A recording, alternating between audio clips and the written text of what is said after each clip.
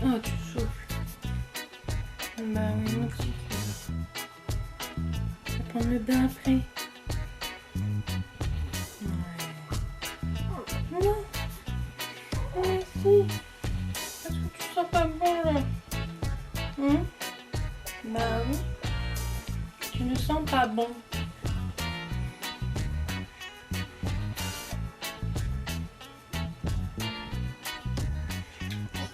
Oh oui, Rototo. C'est ça qui est bloqué.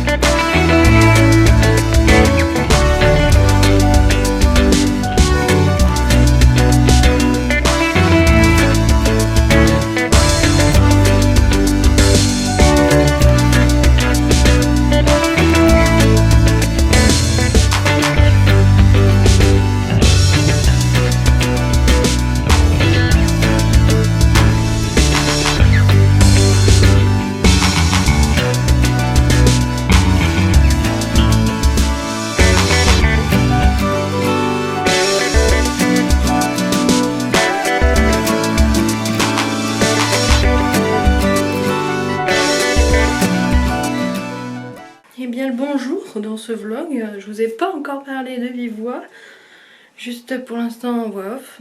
Donc voilà, je viens de sortir de la salle de bain, il est 13h22. Là je vais tout de suite mettre la crème si ça veut bien focus.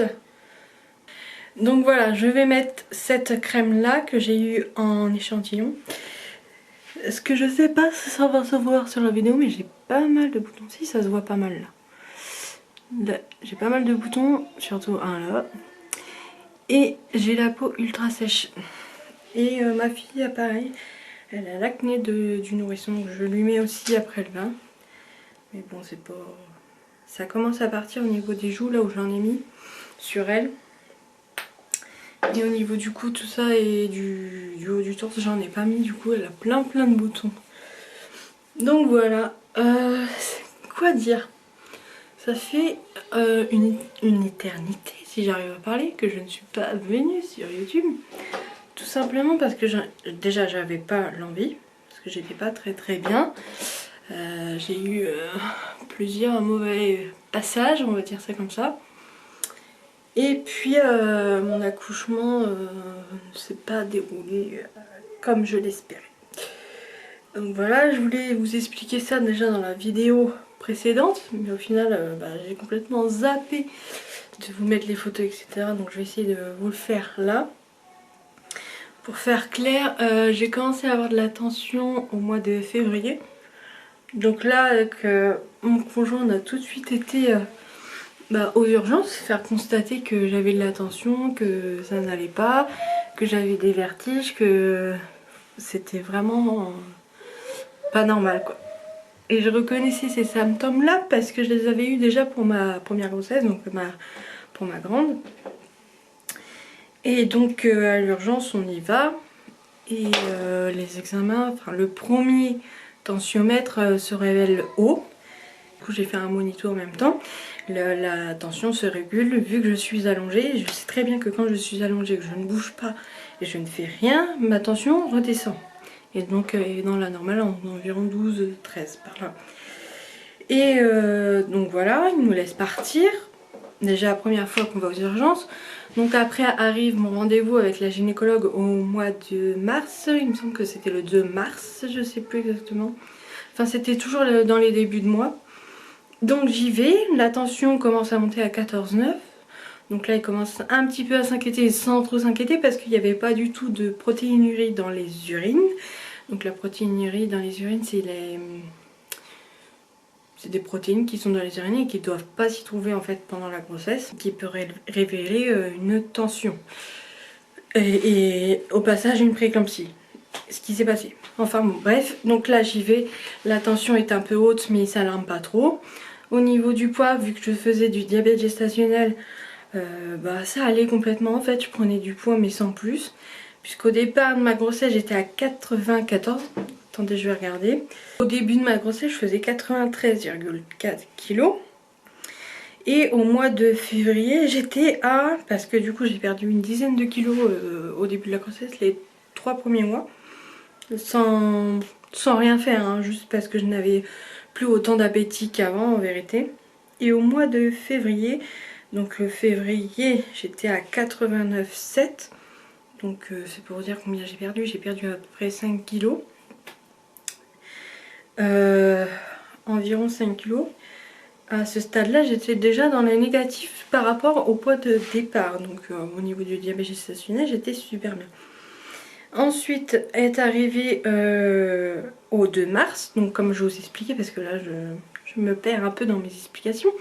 J'étais arrivée à 93,6 kilos. Donc j'ai pris environ 4 kilos par rapport au mois de février.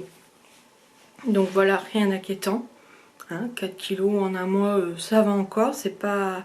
Normalement, ils disent, c'est dit, enfin, j'en sais rien, on est tous différents, de prendre 1 kilo par mois. Mais bon, à la fin, à mon avis, c'est normal de prendre autant. Donc 4 kilos pour moi, je trouve que c'est pas énorme. Surtout que j'étais à 93,6 et au départ de ma grossesse, j'étais à 93,4. Ouais, c'est ça. Donc voilà. Donc là pour l'instant ils s'inquiètent pas plus que ça. Au mois de mars je suis retournée au mois de mars encore une fois aux urgences. Mais là cette fois-ci bah, c'était pendant le rendez-vous de gynécologue, donc le 2 mars, qui m'a envoyé direct voir l'anesthésiste. Ouais c'était ça, en urgence, ils l'ont appelé en urgence, ils ont pris rendez-vous tout de suite et tout. Ça a été super rapide. Donc j'avais rendez-vous de mémoire 14h30 gynécologue. Elle m'envoie voir l'anesthésiste, je l'ai vu vers... je sais pas, je vais peut-être dire une connerie, je me rappelle plus très bien de l'heure. Il était vers 15h30, un truc comme ça, vraiment pas longtemps après. À ce stade-là, j'avais toujours pas de protéinurie dans les urines.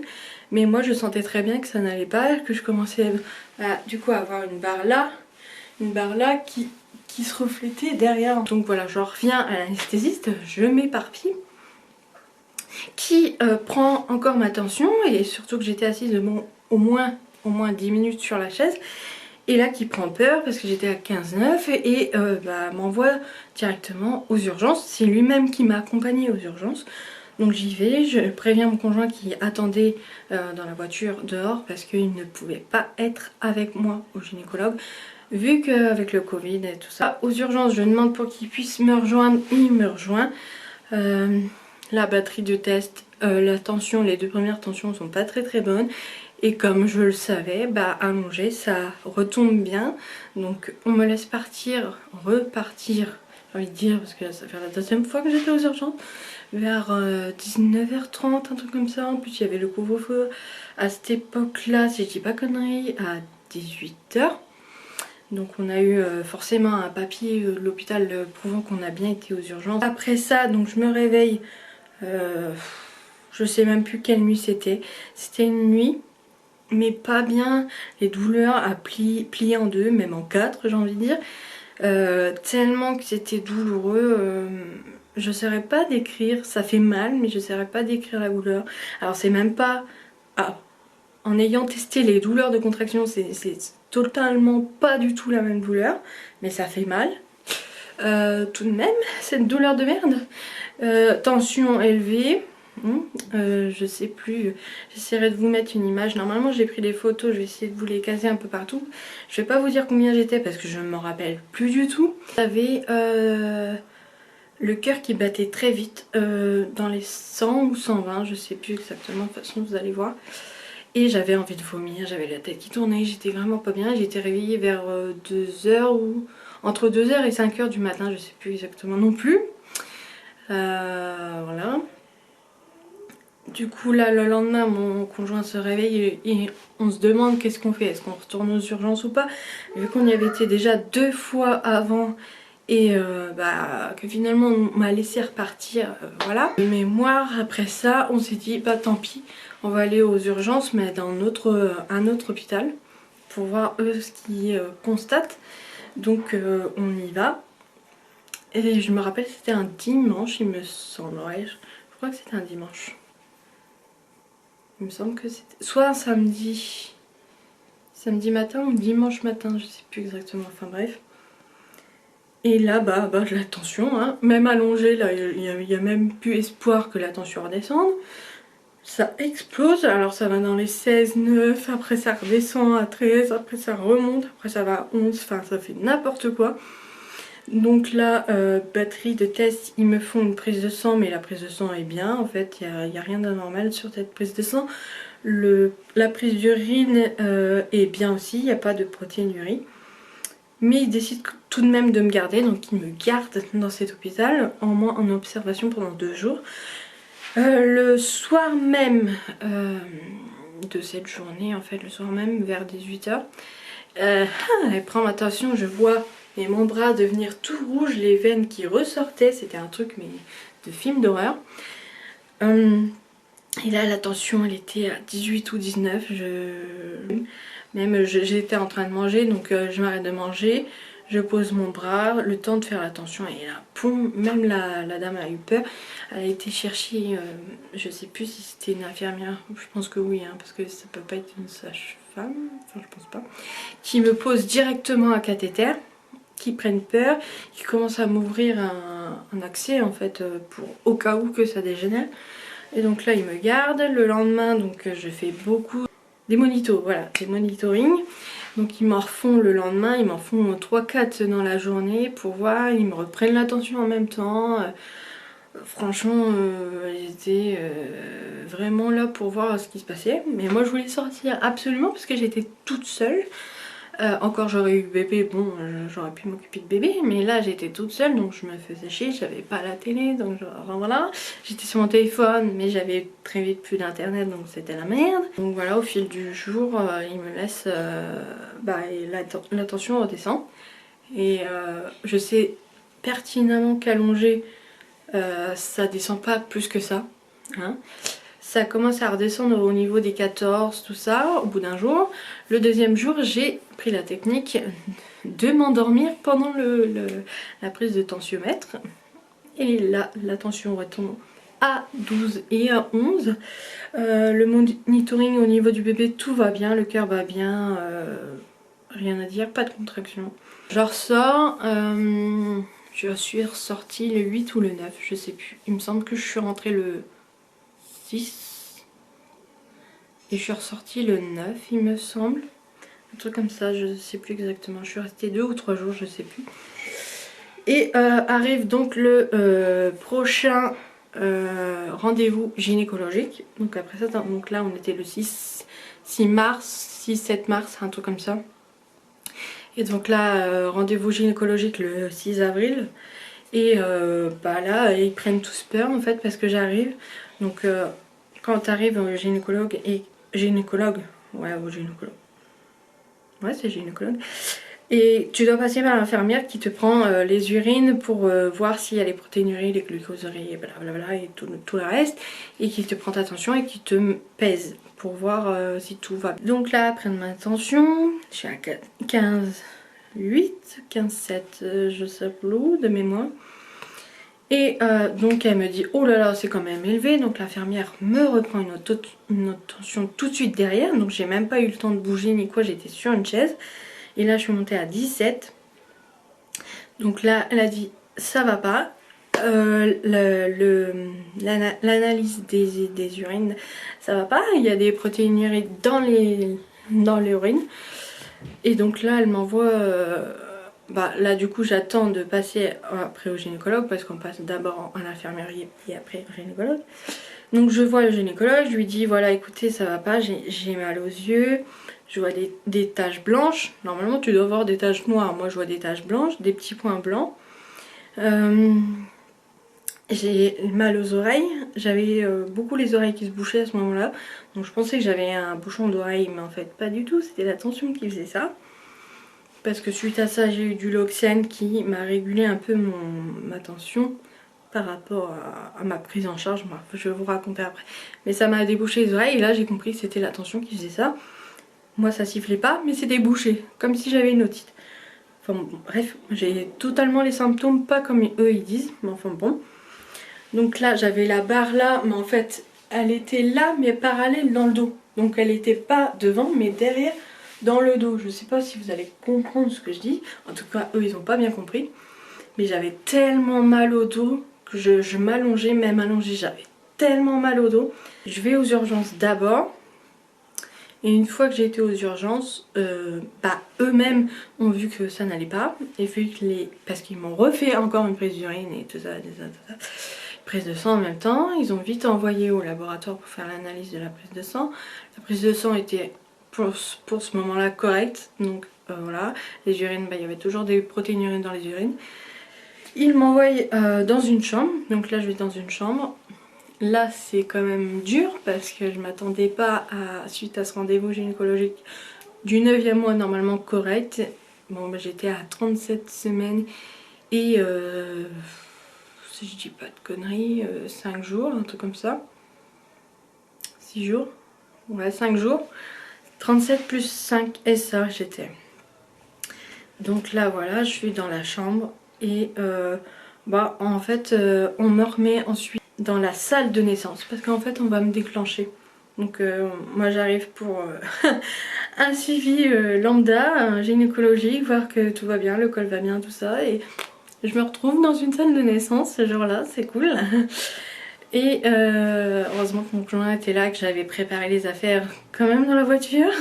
Ça lui évite un voyage et d'être seule.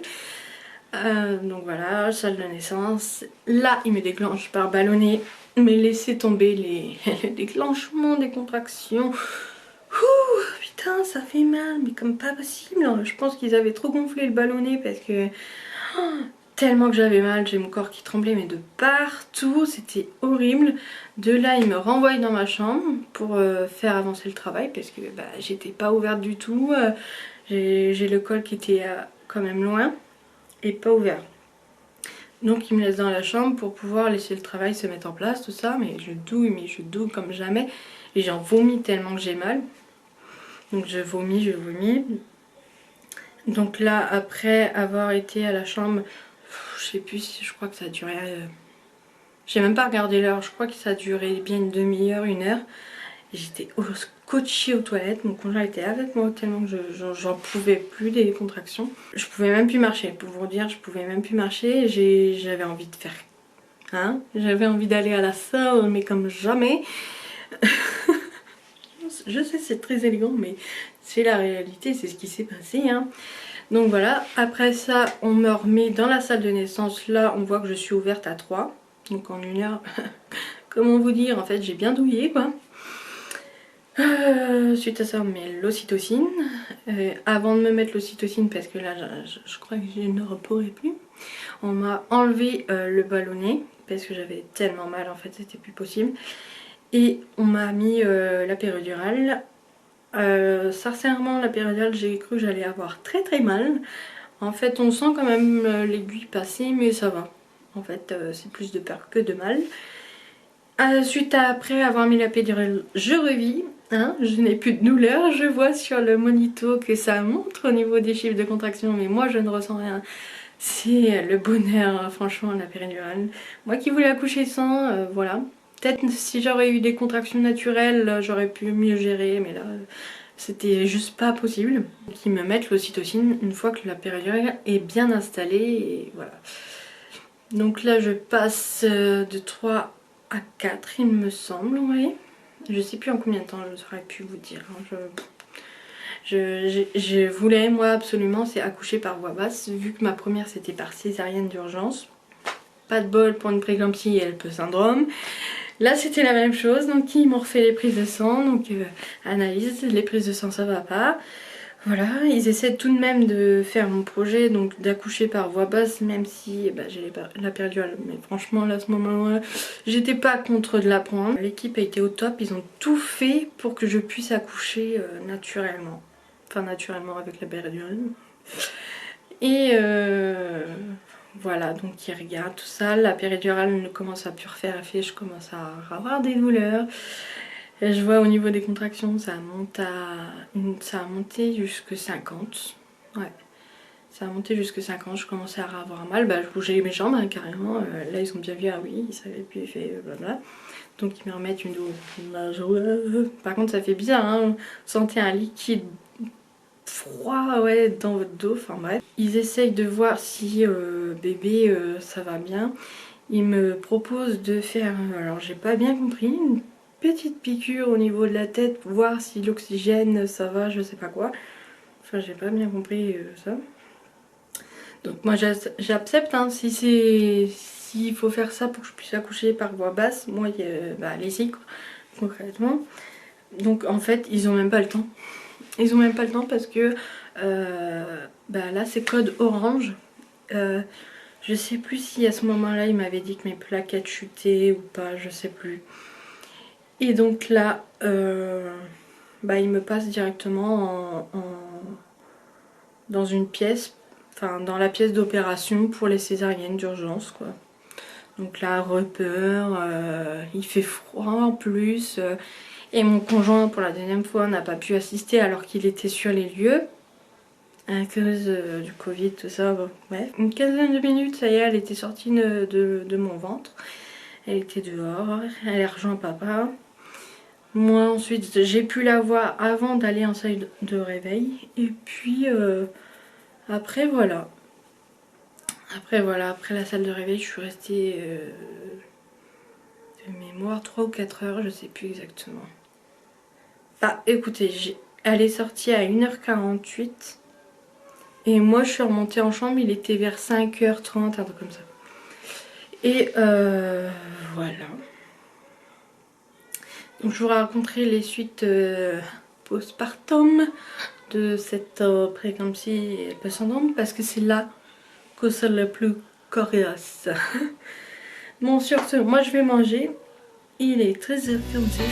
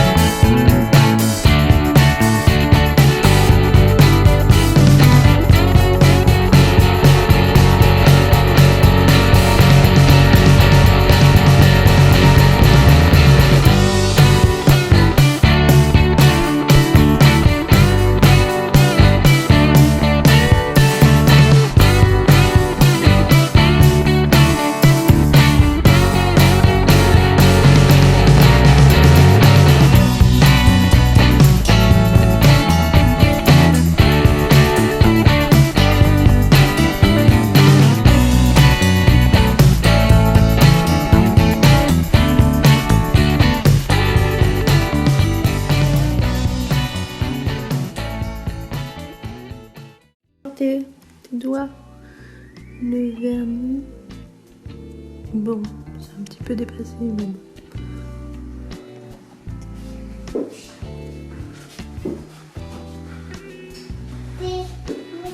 Tu veux voir les pancakes, comment tu les cuis? Attends, c'est pas encore cuit. C'est pas encore chaud. Non. J'aime bien comment tu les cuis. Bah c'est pas encore cuit. Bah oui, forcément. Ah non, mais c'est pas chaud. Attends. Oui. T'as mis vachement... Et moins, non? C'est ça qu'on n'a pas racheté de l'huile? On va voir. Bah là, ce que tu viens de mettre. Oui. C'est un paquet entier? Mais c'est pas un fond qui est resté? Non? C'est ça ma question.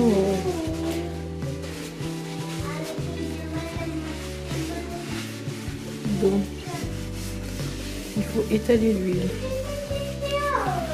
À mon avis, si elle crépite, c'est que la plaque elle est chaude, non?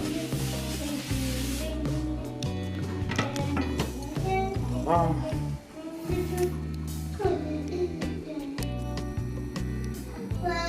En tout cas, la pâte elle a l'air bonne. Bien épaisse.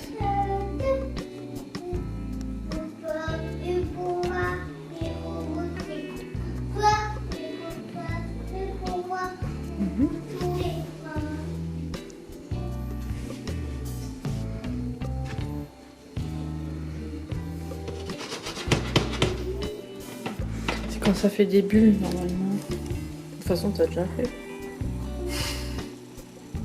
Je te dis ce qu'il faut faire.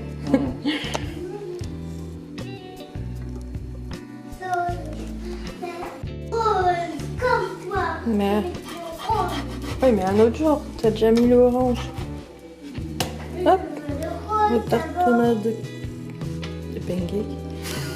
Je vais dire de crêpes. Non, c'est pancake. Bon, je trouve ils sont pas moches. Tu vas peut-être faire ton un peu. Ouais.